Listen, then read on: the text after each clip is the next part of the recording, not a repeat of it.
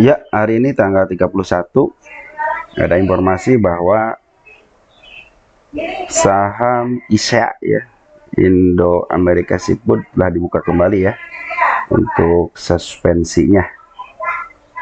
30 Juli ini kemarin, tanggal kemarin ya, pembukaan kembali perdagangan saham ISEA ya. Kita buka dulu ya, untuk pembukaannya udah bisa diperdagangkan hari ini ya. Nah, teman-teman, pertama bukan ajakan menjual dan membeli ya. Nanti teman-teman di sini akan memberikan pembelajaran gitu buat kita semua nih. Saham IPO turun 77%, kena suspend, kena UMA waktu tanggal 30, tanggal 25 kena UMA, tanggal 30 kena suspend. Dia disuspend 1 hari aja. Pembukaan ini nih, sekarang ini pembukaannya ini, apakah dia mau di up atau dia diturunkan atau dia disadwaikan. Misalkan dia mau di up gitu ya, berarti ini adalah titik baliknya ya, titik baliknya untuk menuju ke tingkat yang lebih tinggi gitu kan. Andaikan di up gitu kan, bisa menutup ke area 178 atau menutup gapnya ya, gapnya ada 2, atau menuju ke harga IPO-nya. Misalkan mau disidewaykan hanya untuk mengambil barang-barang dari retail gitu kan. Kan ini si CP udah keluar banyak gitu kan. Bahkan waktu tanggal 24 aja kenaikan ini yang ngerjain kan si EP sama si MG kan, ini yang waktu hijau ini. Mudah-mudahan si EP sama si MG hari ini masuk gitu kan. Kalau kita lihat tanggal 3, tanggal 29 berarti ya. Tanggal 29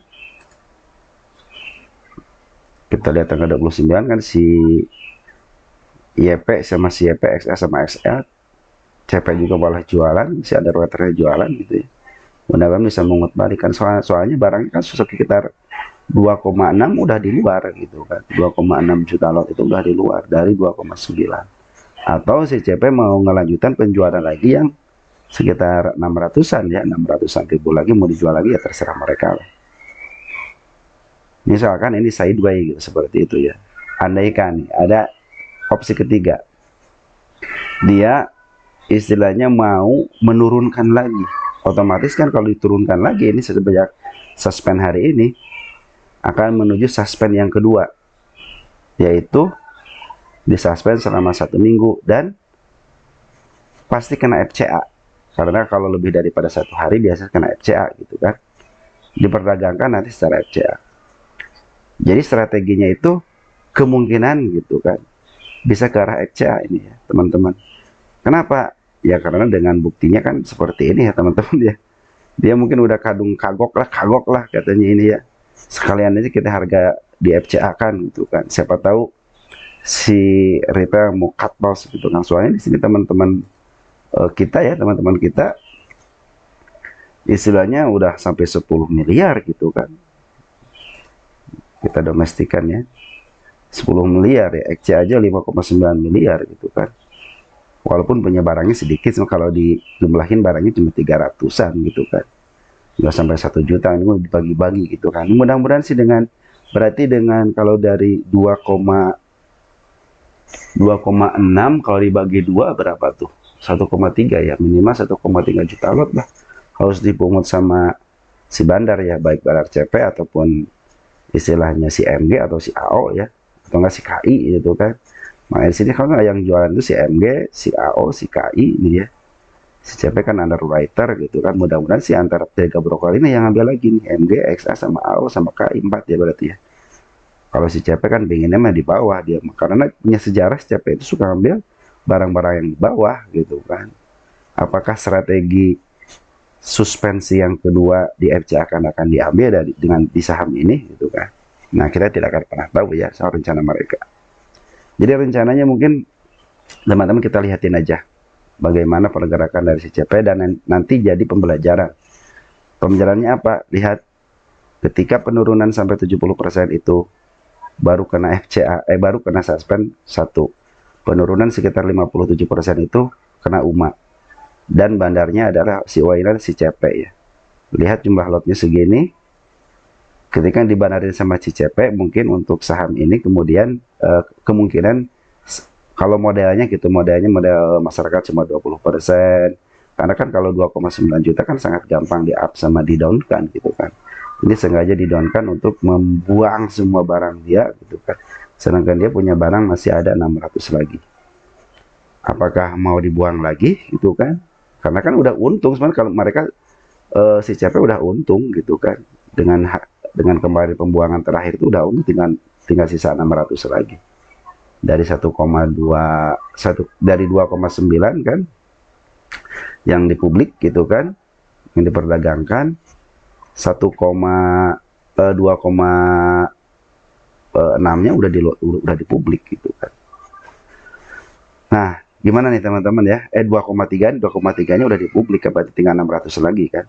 Tinggal 600 ribu lot lagi, apakah mau dihabisin lagi gitu kan sama si CP, atau memang yang 600-nya ada di investor-investor yang baik pingin, ya udah saya beli di IPO, nanti 1 atau 2 tahun baru saya lihat lagi. Ada yang seperti itu, ada gitu kan. Kalau ya aliran fundamentalis sudah kagak ngelihat yang beginian ya, udah kayak beginian. Udah saya beli, saya simpan, kalau ada uang saya tambah lagi, kalau butuh istilahnya kalau investor sejati gitu ya, ketika turun ya pasti beli lagi gitu kan. Menjadi kesempatan yang lebih baik lagi gitu kan buat mereka itu. Kecuali kalau yang seperti kita kadang-kadang kita itu kan niatnya pengennya scalpingan gitu kan, terus jadi swing, akhirnya jadi investing karena nyangkut ya. Jadi investingnya bukan karena pingin, tapi karena nyangkut, bukan karena niat, tapi karena ketidaksengajaan gitu kan, karena bantingan dari bandar itu. Makanya saya bilang hati-hati teman-teman yang beli, yang pemula, terutama pemula ya, beli saham IPO. Saya sarankan sih jangan gitu kan untuk pemula itu, karena khawatir ada yang di up. Udah di sini kan sebenarnya di up ini sebenarnya udah untung gitu kan, udah untung sebenarnya di sini di up. Cuman ada yang beli juga setelah di up baru beli lagi. Nah kadang-kadang disinilah permainan badar itu di sini gitu kan. Kita tidak akan pernah tahu dia mau kemana. Sedangkan si CP aja di sini masih punya barang sekitar 600 ribu lot lagi gitu kan. Ya mudah-mudahan sih yang 600 ribunya itu dipegang sama investor ya, bukan sama si CP gitu kan. Kalau si CP ya pengennya pasti ngambil di bawah gitu. Andaikan ini bisa dijual lagi, mungkin si CP ya udahlah saya jual aja sekalian gitu kan, saya kebawahin lagi gitu kan. Maka akan terjadi suspend yang kedua gitu kan. Akhirnya dia harus nanti diperdagangkan di FCA ya, mau nggak mau harus FCA. Sedangkan FCA kan jaraknya 1 minggu, nah mungkin itu bisa dimanfaatkan lagi gitu dari si CP itu buat karena retail mungkin pengen cut loss gitu kan. Atau strateginya sideway gitu kan, sideway ya udah dibiarin aja, siapa yang mau istilah yang udah kapok, yang udah nyesel, yang udah putus asa, dijual gitu, dijual pelan-pelan gitu kan. Atau kalaupun diangkat gitu kan, mungkin barang si CP udah habis, untuk menutup PR-nya bisa aja mungkin ya, seperti ini ya. Dan si teman-teman kayak si KAI sama si AOS sama si MG ini bisa kerjasama lagi ya untuk memarkup harga ini kan. Mereka juga istilahnya mungkin udah pada habis dari barangnya. Jadi teman-teman, si smart money aja dia tidak mampu untuk melawan kekuatan si CP gitu. Dan si CP tidak memberikan izin untuk naik gitu. Menjadikan saya bilang ini si CP pure benar-benar jualan, saya bilang ini ya. Saya nggak nyangkanya itu ketika di sini aja nih, ketika di sini ya udah 2-3 candle kan harusnya ada tahanan gitu, ternyata dijebloskan lagi. Saya bilang sampai si smart money aja nggak mampu gitu nahan gitu. Saking kerennya si CP ini ketika dia ngebanting. Makanya ketika dia ngebanting kita udah tahu ya sangat kejam. Cuman ketika diangkat juga waktu di sini nih luar biasa kan. Semua kan orang membicarakan yang waktu di sini nih.